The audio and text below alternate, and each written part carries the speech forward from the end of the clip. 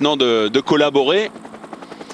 Oh la chute des hommes de tête, oh là là, nos deux coureurs de tête par terre. Oh, c'est incroyable, on est en train de revivre exactement le même scénario que l'on avait vécu. Il va repartir en bas, regardez, Maury est carrément redescendu en bas, il va reprendre la route un peu plus tôt.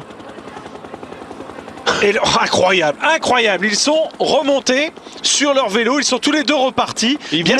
Maury voulait couper, il avait trouvé un petit raccourci. Incroyable. Ah mais en tout cas, regroupement général en tête maintenant, on va retrouver nos 6 hommes de tête, apparemment pas de Jackie, on est en train, pour celle-là, l'histoire bégaye en 2004, lorsqu'il avait remporté à Cesena sa victoire d'étape, on va revoir au ralenti sa chute, il était également tombé, il avait raté un virage, là il n'y est pour rien, Maury rate son virage et lui aurait pu se faire très mal en passant par-dessus cette glissière de sécurité. Heureusement, il avait bien freiné avant et il est passé à une allure assez modérée au-dessus. Apparemment, il ne s'est pas fait mal. Maury, lui, est descendu tout droit pour repartir immédiatement sur en contrebas, donc sur ce lacet. Et l'on retrouve à nouveau 6 hommes en tête. Ça nous rappelle évidemment cette image restée célèbre, rappelez-vous, de la chute de Lance Armstrong qui avait traversé un champ avant de remonter sur son vélo et de repartir. C'était bien sûr sur les routes du Tour de France. Mais ils s'en sortent bien, hein, notamment Emmanuel Essela, hein, qui aurait vraiment pu se faire mal sur ce virage qui ferme même un petit peu plus que les autres. C'est vrai que le bon nombre de leaders ont reconnu pratiquement toutes les étapes. Mais bon, c'est vrai que ces étapes de transition n'ont pas été reconnues. On n'est pas forcément dans des régions où on passe tous les ans au Giro, alors qu'on revoit cette image. Voilà, ce virage qui ferme un petit peu plus, Maury qui pense qu'il peut passer, mais malheureusement, voilà. Et derrière, on a paniqué du côté d'Emmanuel Essela qui a bloqué le frein et qui est parti un petit peu, qui est parti en vrille. Voilà, Maury, lui, il n'a pas paniqué, il est descendu tout de suite. Il n'a pas effectué la totalité du parcours, attention, hein, messieurs les commissaires.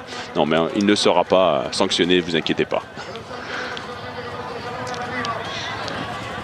On avait déduit d'ailleurs à l'époque, en 2004, que celle-là était un mauvais descendeur. Là, il n'a vraiment rien à se reprocher. On espère quand même qu'il ne reste... Parce qu'après une chute comme ça, on est parfois un petit peu bloqué dans les descentes. On voit que cette descente est quand même assez technique. Il reste encore 6 km pour les hommes de tête. Ils vont bientôt arriver donc dans les 5 derniers kilomètres qui seront donc tout plats. Maury, en revanche, qui est reparti tout seul. Ici, est reparti alors qu'il a été victime d'une chute il y a quelques instants. Quel tempérament, hein, ce Manuel oui, ça n'a pas refroidi du tout. Il continue à enchaîner les virages à haute vitesse. Celui-là, s'il gagne l'étape, eh bien... espérons qu'il y ait une justice. Espérons qu'il y ait une justice. C'est vrai que ces deux coureurs étaient vraiment les plus entreprenants dans ce groupe d'échappés. Ce sont eux qui ont fait le forcing, qui se sont échappés. Alors... Encore une chute dans le peloton. Oh là là, c'est là à nouveau accroché, mais c'est Maury qui est tombé à nouveau. Incroyable, Maury qui était ressorti, qui est tombé. Et quel est le coureur qui va l'accrocher à nouveau? Eh bien c'est Emmanuel Essela. Ils sont maudits. Incroyable. Oh là là là là, mais c'est là surtout est maudit parce que écoutez, lui à chaque fois il n'y est pour rien et à chaque fois il vient percuter le même coureur. Je crois quand même que Maury pourra aller s'excuser après l'étape parce que bien sûr il ne le fait pas exprès, mais à chaque fois il vient se mettre en travers de la route d'Emmanuel Essela. Incroyable. Là cette fois-ci je crois que c'est terminé. Il n'espère plus jouer aucun rôle dans le final de cette étape. Une fois de plus, Maury qui prenait tous les risques pour s'échapper et qui en prend beaucoup trop.